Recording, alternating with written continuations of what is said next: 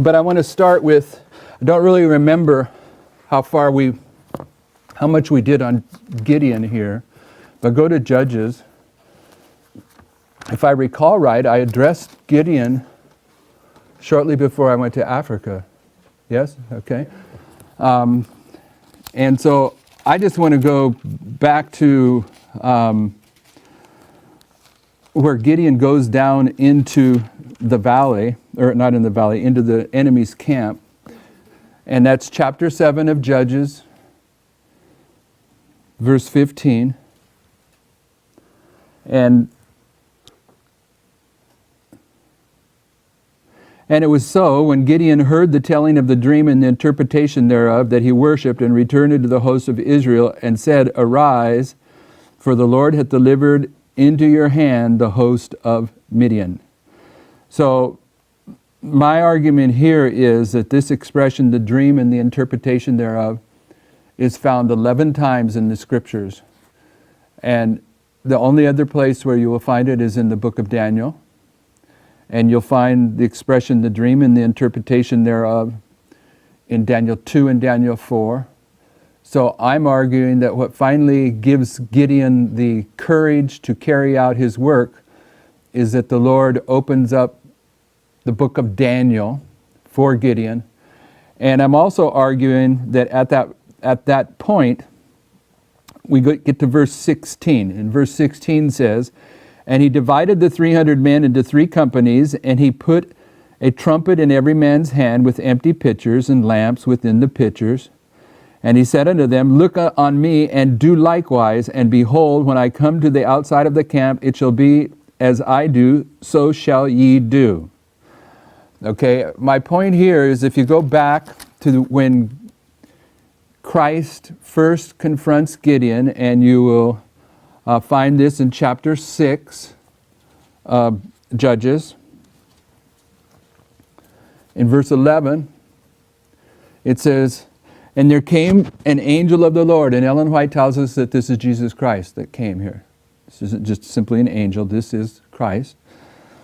And sat under an oak which was in Ophrah, that pertaineth unto Joash the Abiezrite, and his son Gideon threshed wheat by the winepress to hide it from the Midianites.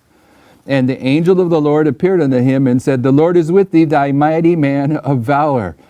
And Gideon said unto him, O my Lord, if the Lord be with us, why then is all this befallen us, and where be all the miracles which our fathers told us of, saying, Did not the Lord bring us up from Egypt? But now the Lord hath forsaken us and delivered us into the hands of the Midianites. And the Lord looked upon him and said, Go in this thy might, and thou shalt save Israel from the hand of the Midianites. Have not I sent thee? And he said unto him, O my Lord, where shall I save Israel? Behold, my family is poor in Manasseh, and I am the least in my father's house. And the Lord said unto him, Surely I will be with thee, and thou shalt smite the Midianites as one man. So when he came from hearing the dream and the interpretation thereof, he tells the 300, divide into 3 companies, and do as I do. Okay, and that was the promise at the beginning, that you will smite the Midianites as one man. Of course, that's identifying that the 300 are going to come into unity, but what I'm wanting us to see here is when Christ first interacts with Gideon, the promise he gives him is the same promise he fulfills once he goes down into the enemy's camp. And I'm arguing that in this history of the 144,000, the truth that was given at the beginning of the movement is the understanding of the last 6 verses of Daniel 11. And therefore, when the Lord took Gideon down into the enemy's camp on January 11th, what he was doing is he was once again opening up Daniel 11, 40 to 45, because he illustrates the end from the beginning, and this is specifically marked in the story of Gideon. Okay, so you can also note there, if Jesus illustrates the end from the beginning, and he does, that in his first confrontation here, or interaction with Christ, Gideon's pretty much a coward all the way through. Every time you look at Gideon, he's hiding, okay? But in his first interaction here, what's Gideon asking about? Where are the miracles that were promised? Okay? That tells me that when you get to the end and he goes down into the enemy's camp and the book of Daniel is opened up again as it was at the beginning, that you've reached the point of time where the miracles that Gideon was asking about are about to take place. We're on the, if they're not already beginning, we're on the threshold of them beginning. So, my argument, if you go back to chapter 7, is that the dream and the interpretation thereof is found in Daniel chapter 2. Go to Daniel chapter 2 if you would. And Daniel chapter 4.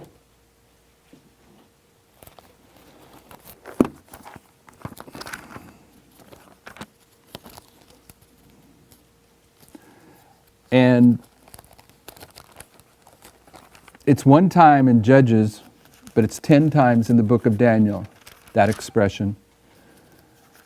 And the dream and the interpretation thereof is 7 times in Daniel chapter 2 and 3 times in Daniel chapter 4.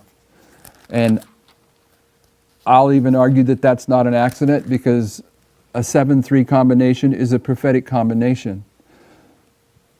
Over and over again in the kingdoms of Bible prophecy, you'll see 10 horns and 3 are removed. This 10-3 numbering combination is it's like a 3-1 combination. It's established in the prophetic record. So the fact that you have a 7-3 combination in Daniel chapter 2 and Daniel chapter 4 also is to be noted. It's the Lord putting his signature on the fact that he was controlling the location of this expression and the amount of times it was expressed. And in Daniel chapter 2, I don't intend to go through and mark all the times where that is in there. You can check that out for yourself. It's accurate. But what I'm going to argue is that in Daniel chapter 2, and you can see it easily on both of these charts, what's being expressed is the kingdoms of Bible prophecy. So Daniel chapter 2 is the image on the upper left corner of both of those charts. And it begins with Babylon, Medo-Persia, Greece, pagan Rome, and then papal Rome, the 10 horns, and it goes all the way to the end of the world. What do you want? Pull it down a little bit. It goes all the way down to the end of the world, when the stone that's cut out of the mount without hands is going to strike this image at its feet, and the expression of what happens to this image is also the expression of what happens when God threshes these kingdoms, and that's what Gideon was doing. He was threshing. He's the one that's raised up that's going to thresh these kingdoms. So Gideon has a connection just with the imagery, is that a word? That's in Daniel 2 about how these kingdoms are swept away. But my argument is this: what Gideon sees when he goes down into the enemy's camp is he comes to understand the kingdoms of Bible prophecy. And that's what I put on that board over there. I'm saying that the kingdoms of Bible prophecy that are the focus of Daniel 11:40-45, that are addressed in chapters 10 through 12, are identifying the transition from the 6th kingdom to the 7th kingdom and ultimately the 8th kingdom, the threefold union, at the very same time that God's kingdom, the 144,000, is being established. And Daniel chapter 2 is emphasizing that revelation that was put in place on January 11th. The other revelation is Daniel chapter 4. And Daniel chapter 4 has at least 2 elements to consider. And Daniel chapter 4 is not about the kingdoms of Bible prophecy. What's it about?